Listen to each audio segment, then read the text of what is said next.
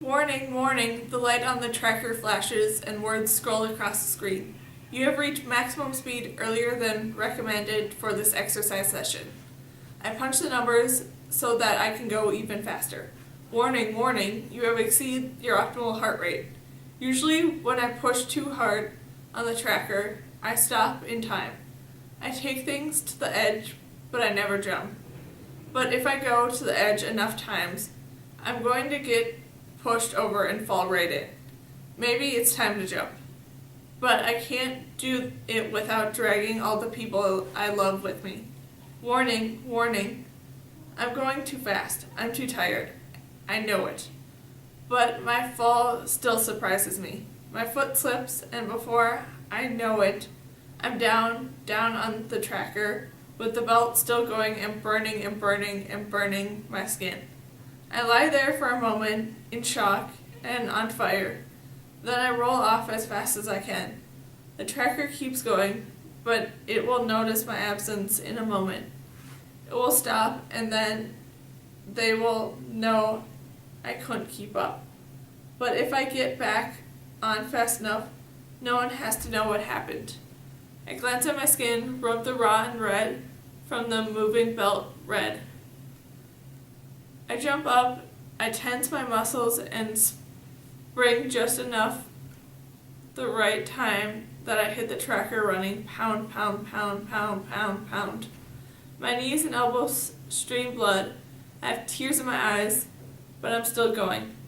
The plainclothes will hide my wounds tomorrow, and no one will ever know that I fell. No one will ever know what happened until it's too late.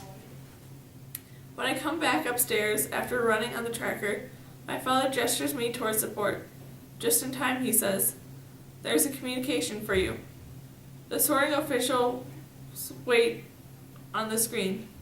"Your sort looks excellent," the blonde official tells me. "Congratulations on passing the test. I'm sure you'll hear news regarding your work position soon." I nod my head, sweat dripping off me, and blood from my cuts running down my knees and my arm. She can only see the sweat, I think to myself, as I tug my sleeves down a little to make sure they cover everything, so that no one will know that I'm injured and bloody. "Thank you, I look forward to it." I step back, sure that the port screen communication is finished, but the official has one last question for me. "Are you sure that there aren't any changes you want to make before the sort is implemented?" My last chance to take back what I've done. I almost say it. I have his number memorized. It would be so easy. Then I remember what she told me about life expectancy, and the words turn to rocks in my mouth, and I can't speak around them. "Cassia, I'm sure."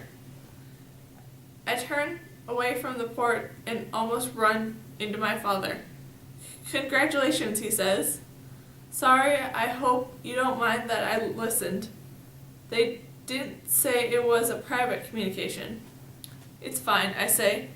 Then I ask, "Did you ever wonder?" I pause, unsure of how to phrase this, how to ask him if he ever doubted his match with Mother, if he ever wanted someone else. "Did I ever wonder what?" he asked me.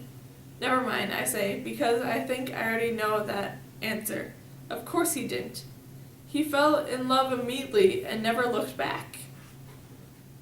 I go into my room and open my closet. Once it held the compact and the poem. Now it's empty except for clothes and shoes and the small framed piece of my dress. I don't know where my silver box is, and I panic. Did they accidentally take it when they took the artifacts? No, of course not. They know what the silver boxes are. They've never mistaken them for something from the past. The match banquet boxes are clearly for the future. I'm hunting around through my meager belongings when my mother comes into my room. She returned late last night from her third trip out to O'Hara. Are you looking for something? She asks. I straighten up. I found it, I say, holding up a fragment of my green underglass. I don't want to tell her I can't find my match banquet box. She takes the square from me, holds it up, and the green fabric from my dress catches light. Did you know that there used to be a window with colored glass? She asked.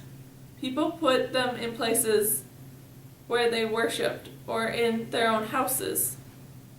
Stained glass, I say. Papa told me about it, but it does sound beautiful, light shining through color windows of art or tribute. Of course he has, she says, laughing to herself. I finally submitted that report today, and know that I am tired and I can't think well. Is everything all right? I ask. I want to ask her what she meant about the trees that day, why she thought their loss was a warning for her, but I don't think I want to know. After the real-life sort, I feel like I can't take any more pressure. I feel as though I already know too much. Besides, my mother seems happier now than she seemed in weeks, and I don't want that to change. I think it will be, she says. Oh, good, I say, both silent for a moment, looking at my dress under the glass. Are you going to have to travel again? No, I don't think so, she says. I think that's finished. I hope. She still looks exhausted, but I can see that submitting the report has lifted a burden. I take the memento back from her, and as I do, I have an idea. Can I see a piece of your dress? The last time I looked at it was the night before my match banquet, and I was a little nervous, and she brought me the dress fragment and told me again the story of their match and its happy ending. But so much has changed since then. Of course, she says. I follow her into the bedroom. The framed bit of fabric sits on its little shelf inside the closet. She shares with my father along with the 2 silver boxes, hers and Papa's, that held the microcards and later the rings from their contract. And the rings that purely commemorable, of course, they don't get to keep them. They give the microcards back to the officials at the contract celebration, so my parents' silver boxes are empty. I pick up her dress fragment and hold it up. My mother's gown was blue, and thanks to preservation techniques, and the stain is still bright and lovely in its frame. I put it next to mine along the windowsill. Together, side by side, I can imagine that they look like the stained glass windows.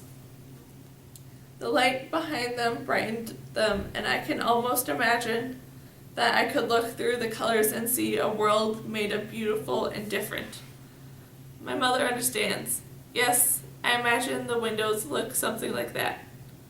I want to tell her everything, but I cannot. Not now. I am too fragile. I am trapped in glass and I can't break out and breathe deep, but I am too afraid it will hurt. My mother puts her arm around me. Can you tell me what's wrong? She asked genuinely. Is something to do with your match?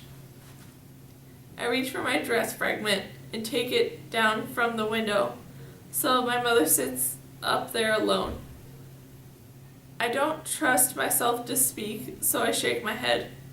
How can I explain to my perfectly matched mother everything that has happened? Everything I've risked? How can I explain to her that I'd do it again? How can I tell her I hate the system that created her life, her love, her family, created me? Instead I ask, how did you know? She reached for her frame and takes it down too. At first, I could see that you were falling deeper and deeper in love, but I don't didn't worry about that because I thought your match was perfect for you. Xander is wonderful, and you might be able to stay in Oria, nearby, since both of your families live here. As a mother, I couldn't imagine a better scenario. She pauses, looking at me, and then I was so busy with work, it took until today for me to realize I was wrong. You weren't thinking of Xander.